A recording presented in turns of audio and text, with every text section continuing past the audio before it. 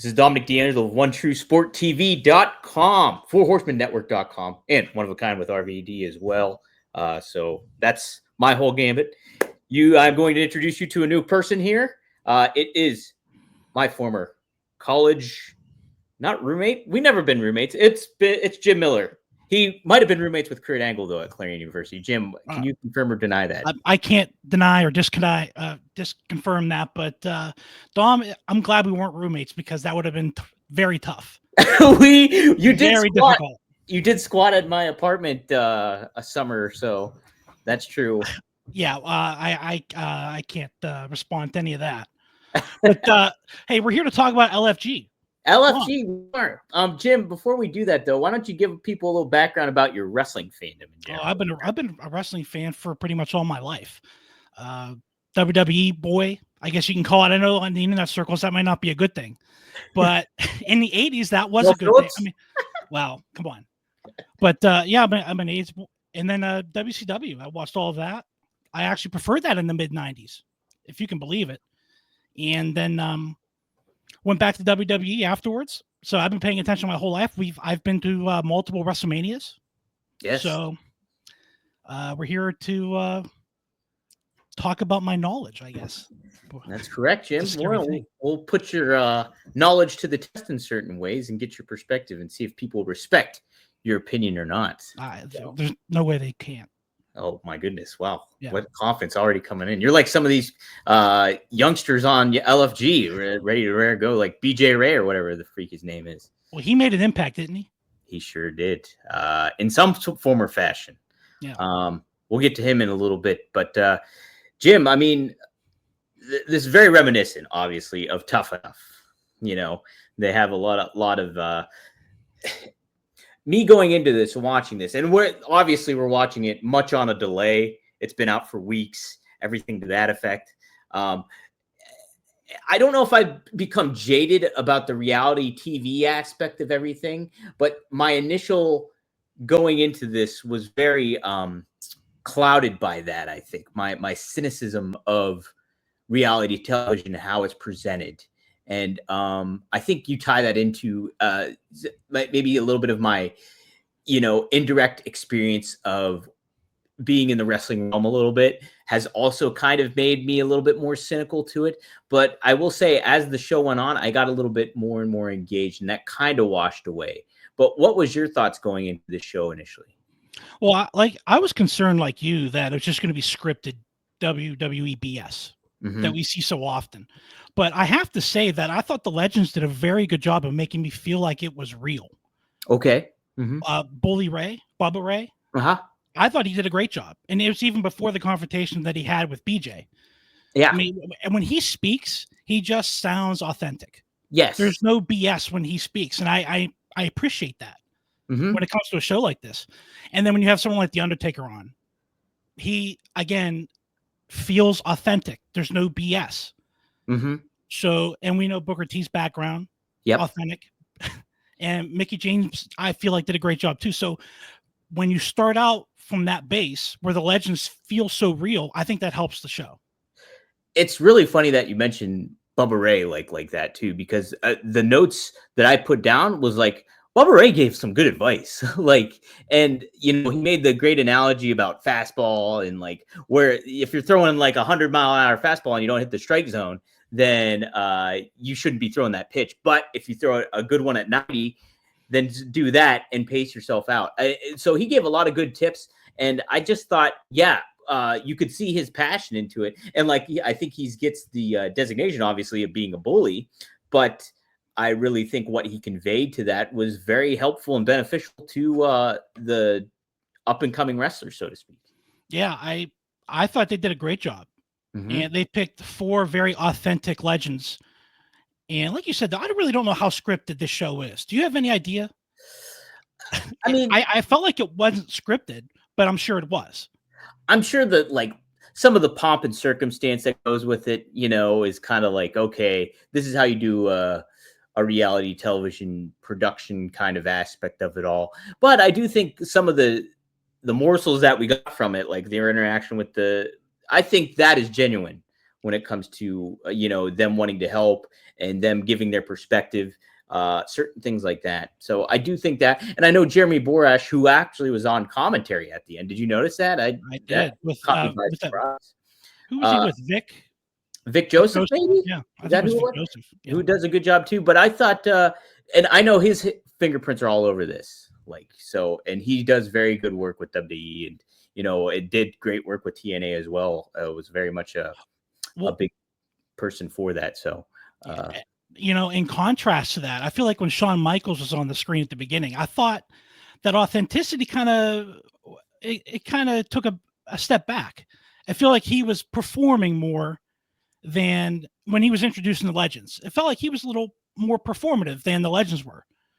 Well, How do you feel about that? I think that kind of speaks to maybe what we're talking about in certain ways, where it's like, I think almost to that effect, it's like, hey, let's incorporate Shawn Michaels into this show and have him kind of be almost, the guy that introduces everything, almost like not the host, but kind of having that vibe in a way. And so I think that did come off a little bit forced in certain ways. So I do think that aspect is kind of accurate, and kind of wasn't, once you got to the meat and potatoes of the show itself, I think it started to be a little bit more, okay, yeah, I can see the dynamic that the legends have now with the future greats. And so that once that started rolling, but yeah, I think Shawn Michaels presenting it, that felt a little bit more scripted, for lack of a better phrase, I think, if you will. And I don't mean that in a bad way. I mean, that was his role.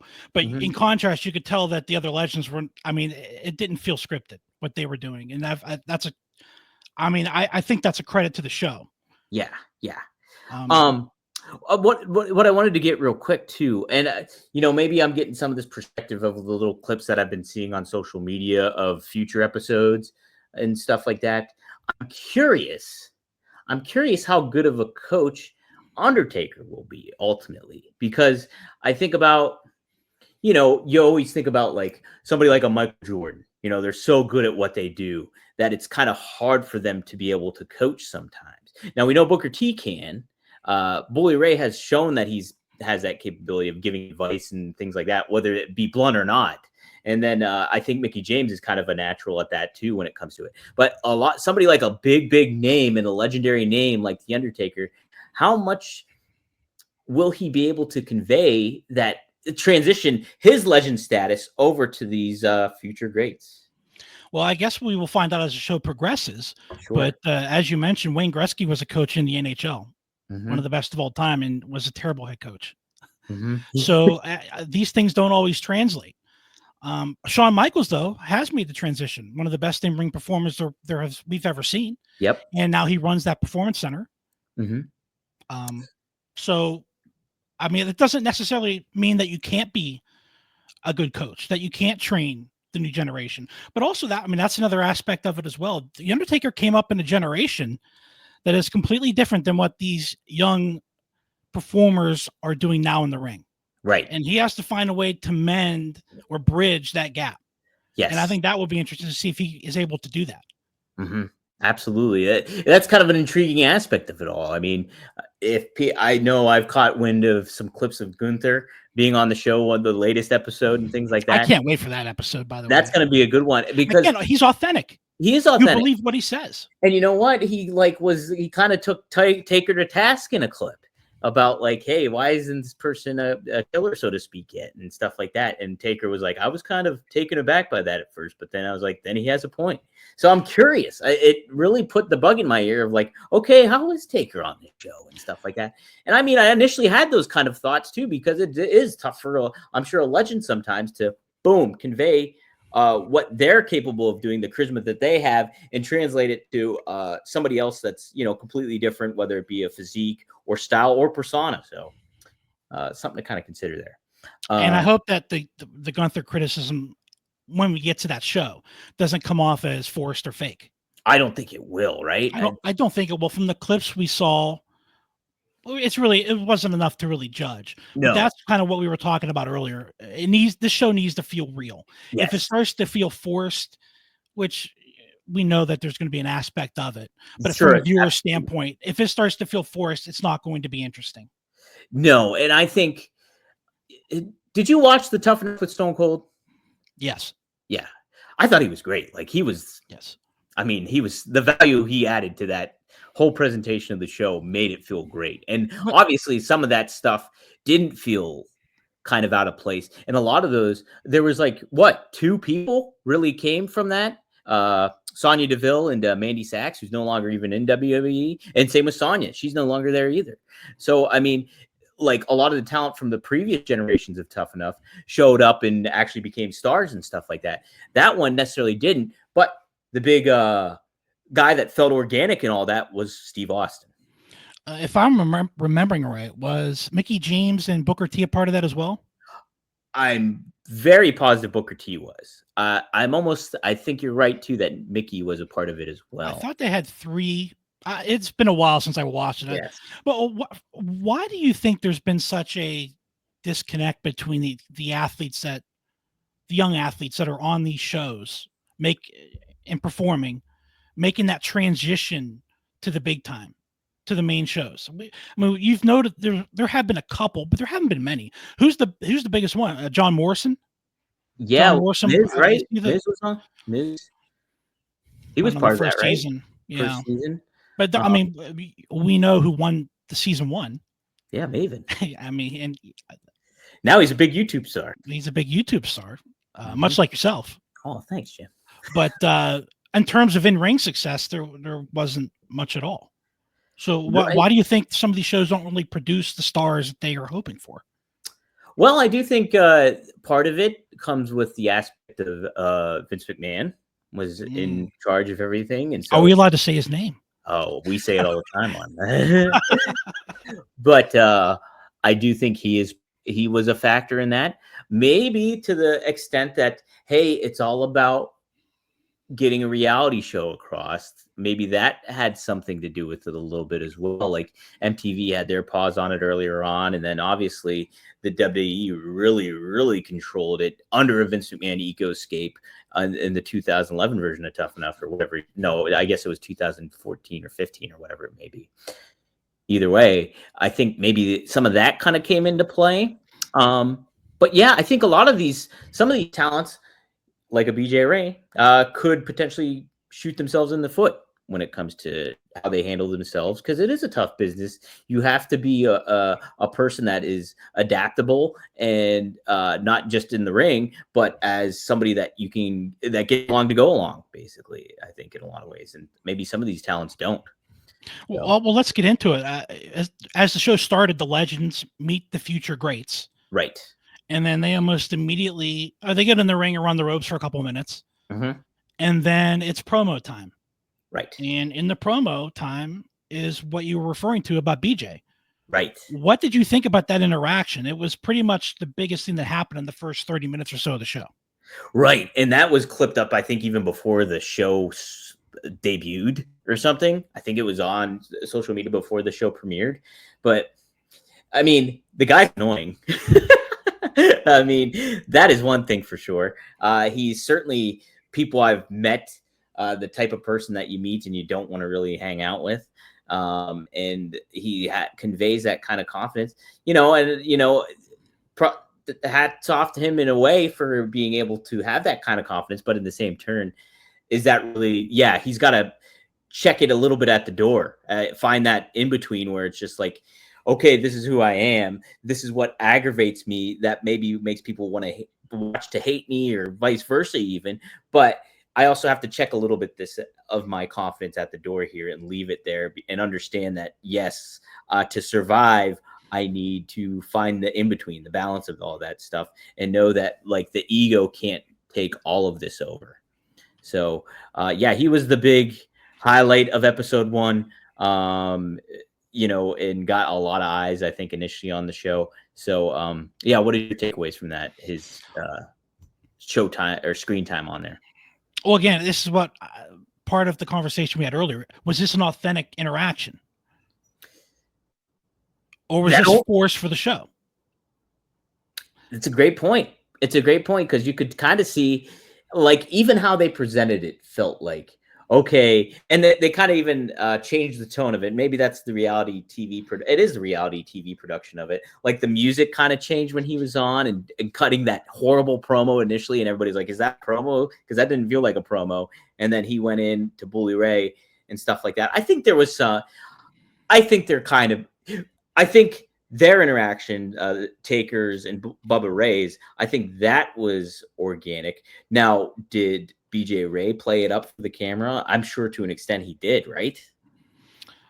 I would think he did. And I don't really know if that's a bad thing. The show needed something in the middle. It was kind of dragging through the promo segment. These aren't great promos. No. These aren't great talkers overall. Well, so you needed something in that middle section to kind of carry the show. I mean, I guess we'll see as the show moves along through the season how many of these types of interactions we have. I think it's important that, like we said earlier, that they maintain authenticity is important for a show like this. If we see more of this over and over again from BJ, I'm going to start to lean into the area that this is a forced aspect of the show. Yeah. And then I don't really know how to evaluate that part of his character if it's being forced. And it's almost like the aspect of like, if he continued to do that, and if it was like in a tough enough kind of thing, he would be eliminated, right? So it would he would not last long. So if he continues that route, I would imagine we would have to see him kind of be phased out of screen time at bare minimum. Like, you don't see him that much moving forward if he continues that type of attitude, even though it is captivating for viewers to probably watch because he creates some drama and stuff like that. But, to focus on somebody like that maybe people don't see a future in, like the legends see a future in, and, that NXT sees a future in, I wouldn't imagine that they would have, it would be against the grain to keep him around. Well, let me ask you this. This all started toward the beginning of the show when Bubba Ray wouldn't shake his hand. Yeah. What do you feel about that sort of interaction? To me, go ahead, Dom. Depends on the context of it all, right? Is the guy maybe the guy comes up and has this weird, confident, that attitude that we kind of saw in the ring to an extent, and he's like, "Hey, Bubba Ray, how are you?" And that kind of thing. And knowing Bubba Ray, I could imagine that he probably wouldn't shake his hand, right? So it kind of makes sense. But I think that was probably a motivator for this BJ Ray kid to kind of be like, okay, I cut a promo and this is how I feel. And I think to an extent, both Bubba and Undertaker understand it, but also know that this guy can shoot himself in the foot if he continues a certain type of attitude where he doesn't check it at the door. To me, this really annoyed me. It really annoyed me that it was annoying to me because that to me that shows respect. Yeah, he wasn't just being disrespectful to him at all. So you mean the guy trying to shake his hand? Yes. Okay. BJ was not trying to be disrespectful to Bubba Ray. He stuck out his hand for a handshake. Sure. Yeah. Mm-hmm. So that just watching that, it really annoyed me. Yeah. That was kind of one of my big takeaways from the first couple minutes of the show. Uh-huh. And I don't know if that was a force aspect or not. But they were setting. I don't think it was. I could totally believe Bubba Ray doing something like that. Oh, I could too. But it just annoyed me. I know why he stated why he did that, but still, I still was annoyed by it. I don't know too. Bubba Ray being like, I'm a psychologist and I'm a poker expert. It's kind of like flexing when I don't know. It doesn't. I envision Bubba doing that, but like I said, I think he gave awesome advice to the coach, and I think his desire to help these people is there. I just don't. Some of that, I can agree with you on that aspect of it all too. Yeah, I definitely think that he's in it for the right reason. I just don't think that interaction, swatting away a handshake, is something necessarily valuable to. Yeah, I don't understand. I mean, if he's going to be actually disrespectful to you, that's one thing. Yes, I can definitely see that. This guy's a rookie. He's a no one, and you're a Hall of Famer. You're a legend. Yeah. Okay, fine. But hey, your hand. Who the heck knows? Maybe they did. Hey, this is kind of, let's get some intrigue going on here, and I'm not going to shake your hand, and let's cultivate something out of that. I could see it going both ways. Yeah, I could too. It's the wrestling business. Was there anyone else who stuck out in that beginning promo segment for you? Yeah. The Charlotte Hill guy, like, I think he was really good. I think, there's a lot that you can take from him, and yeah, I think he's got a big potential. Even in just the short sample, Evander Holyfield's kid was great, and he's only a week in, and I thought his promo was pretty damn good for only being a week in, like it being his first promo. And like Bubba Ray gave him great advice too about like, hey, say your name and then just move on from it. I thought that was wow. That's next level kind of thinking, I think, when it comes to that stuff. So yeah, I had no idea he was going to be on the show. Elijah. No, Holyfield. I didn't either. I knew I saw him on the radar with NXT and things like that throughout the past couple of weeks, but I did not expect him to show up on this episode. I guess before we carry on to Jim, what stuff did kind of catch you by surprise watching this first episode that you didn't expect to see? Like somebody like Elijah Holyfield, but what other aspect of it were you surprised by? I'll tell you what, there was a woman, Bailey Humphrey. Yeah. She is jacked. Oh my God. Yeah. What an intimidating presence. Yeah. I mean, I don't even know. It says she was there for a week. Is that what they set up for her? Yeah, it was a week, but I mean, she's built. Yes. I mean, what a presence. Mm-hmm. I mean, that's someone from the female side that I could really get behind, because we see females like Danny. Yeah, Danny. Danny Ray, I think her name is. Yeah. Was it Danny? Danny, yes, correct. The cheerleader. Yeah, yes, she was in the match. Yes. We see that sort of build and that type of female star a lot now in the industry, don't we? Sure, absolutely. It kind of gets. It's not very interesting to me, but someone who's built, someone who looks intimidating, I can get behind that. Right. So I'm interested in Bailey. Panina was another one. A Samoan girl. She was good too, I thought. Yeah. It says 6 months. Do you believe these? Not that I don't believe them, but have these people worked anywhere else before that you know of, or was just? I mean, because they said performance center 6 months, but that can mean a lot of that doesn't things. necessarily mean you haven't worked in the business. Yeah. Maybe somebody like Elijah Holyfield, though. Like, hey, this is Evander's kid. Let's get him in here and just work with him. I don't. But I think some of these people were probably trained beforehand and stuff like that. At different schools.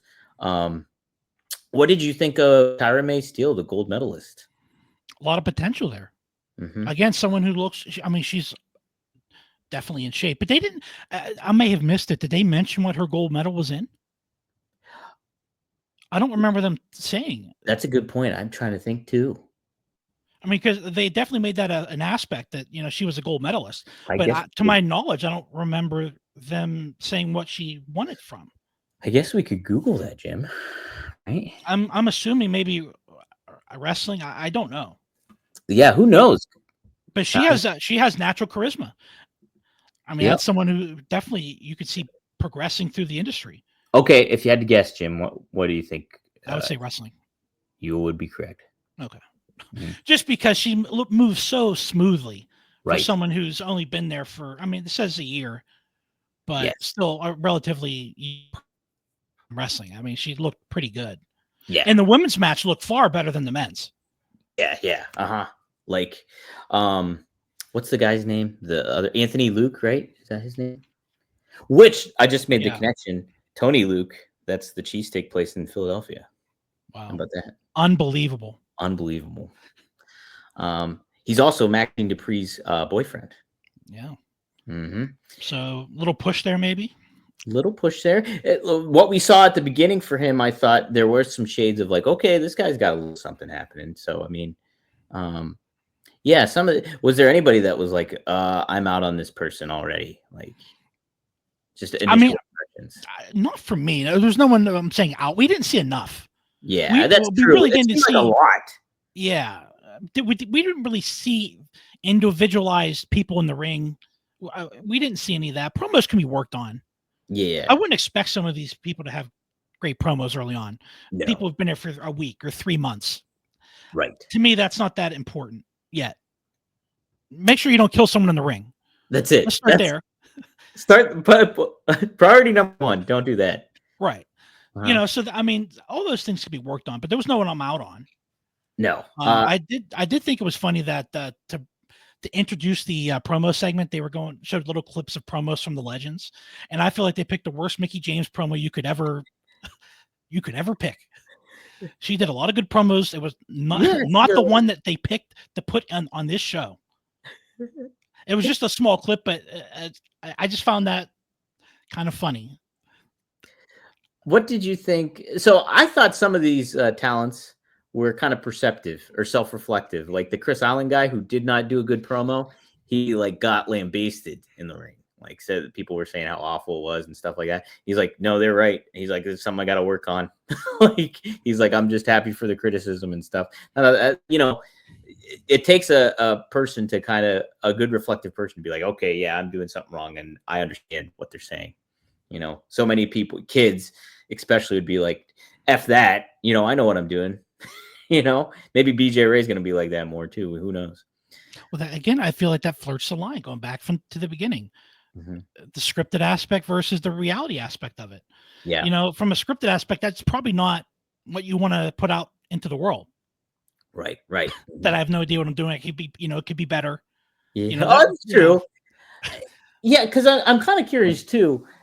This reality aspect and what we see now, you know, I always think about, and I think this is a fair kind of analogy to make, is like, look at things like The Voice or American Idol, everything like that. The winners, you don't really hear much about anybody on those shows, when even if they win or not, right? So it's Carrie like Underwood. Well, yeah, but that's like 22 years ago, right? Like, how many people that won American Idol have we never seen again? There's way more than there isn't. And same with The Voice too. There's no big name that came out of The Voice. I love the show's fun to watch. I used to watch it all the time, but like nobody becomes mainstream basically after this. It just goes to show how hard it is to do this at a high level. You can't be on a show for 6 weeks and then go to Raw or SmackDown and perform like the people have been doing it for 20 years. Right. You know, all the best talents not all, most have grinded for years before they got their break. You know, not everyone was a Dwayne Johnson. No.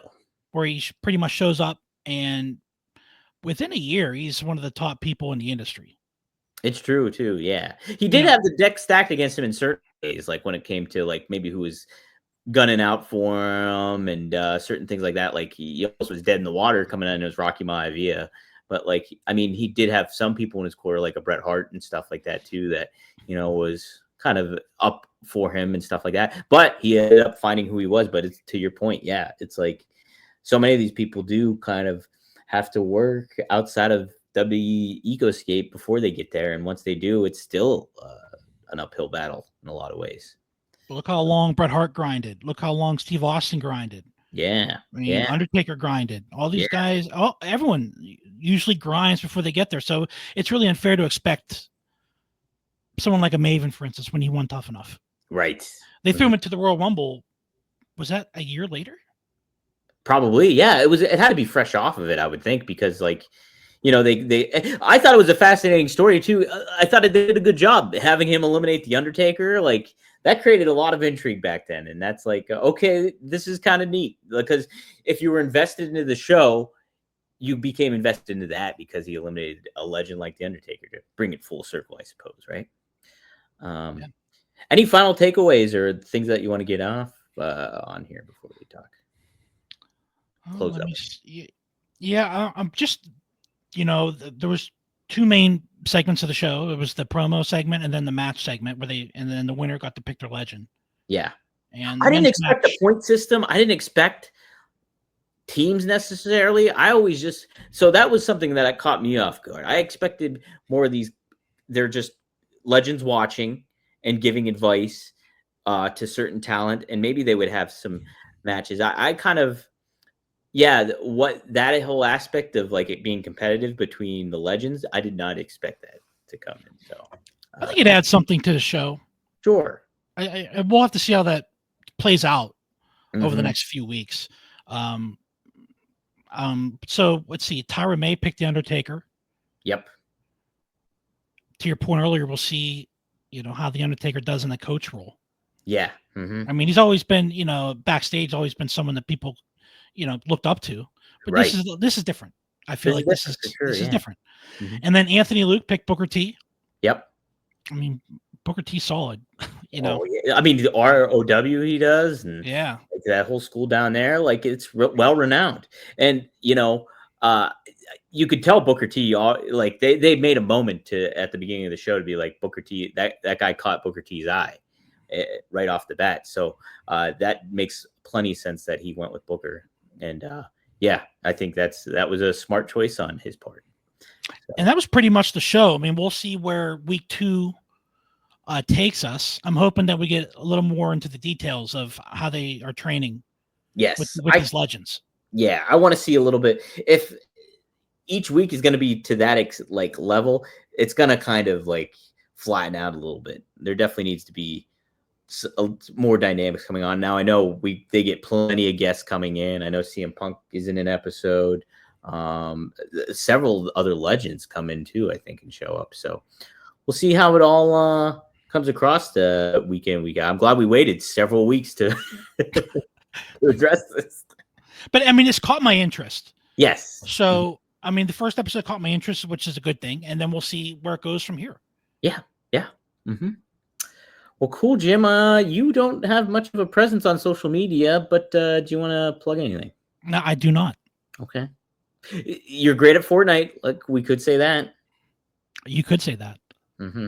You're good at Fortnite. No, I'm especially the day after April Fool's Day, which is a terrible day of the year.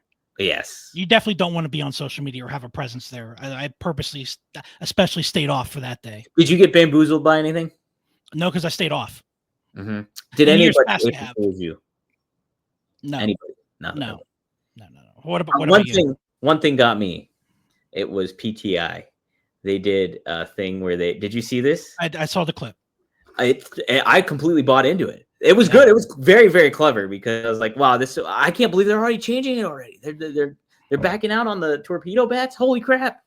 Well, it works because you could see MLB doing something like that because they don't know what they're doing either. Absolutely. And then Tony Kornheiser and Michael Wilbon, they played their roles really well in that. They got me hook, line, and sinker. How long has that show been on for? Over 20-something years, right? I mean, it's got to be almost probably like it's got to be 23 years, I think. Like 2002, something at least. Yeah, I thought maybe before that even. Do you remember when I called Woody Page, or he called me? Who? Woody Page. Do you remember that whole story? I remember something about it, but I don't remember the details. Okay, real quick. So freshman year, I was in communication class. I can't remember. Kennedy, was that her name? Kennedy. Jim was also a journalism major in Clarion. Either way, she had us do an assignment where we had to talk to somebody in the journalism industry, interview them, and do a presentation on it. And so I loved Around the Horn. And I was like, I'm going to try to get Woody Page. And somehow I found like the Denver Post phone number, reached out. And sure enough, I got a phone call from Woody Page. I was sleeping in Wilkinson Hall. The phone was a landline. It started ringing. I was in my underwear. The phone rings. I answer it real quick. And then like I dropped the phone. And so the phone falls through the towel rack on the thing. So I'm on the ground and I'm talking to Woody Page in my underwear, doing the interview with Woody Page. And he was not a sports fan. He said he wasn't a sports fan, but he liked to write. And that was his thing. And I was like, wait, what? But you're so animated on the show. You don't love sport. I think he was working me. I think he was working. Well, thank goodness there wasn't webcams set up back then. It would have been a sight. I tell you what. Yeah. I may or may not have made up that interview for that assignment. And we'll just leave it there at that. Oh, okay. There we go. Well, there it is, guys. Episode 1 of Special Showcase. I didn't know what to call this thing. So, all right, Special Showcase it is. Showcase it is, everybody. So, hey, but if you're interested, check out, be sure to like, subscribe, OneTrueSportTV.com. Do the same for FourHorsemenNetwork.com and do the same for RVDTV.com. Also, I did a new episode of Cleaning Up the Dirt Sheets where I talk about egos in wrestling media. I named some names. but I also make comparisons to the feud between LeBron James and Stephen A. Smith. And there he goes. How does that correlate to wrestling media? It really shouldn't, because it's wrestling media, but it does. So be sure to check that out. And appreciate everybody for watching, tuning in, and give us some feedback. Let us know, positive or negative. Do you like Jim? Do you hate Jim? Do you think I suck? Do you think he sucks? Either way, let us know, and we'll be happy to just take it in, I guess. Jim, any final comments? I have none. I don't as well. Bye, guys.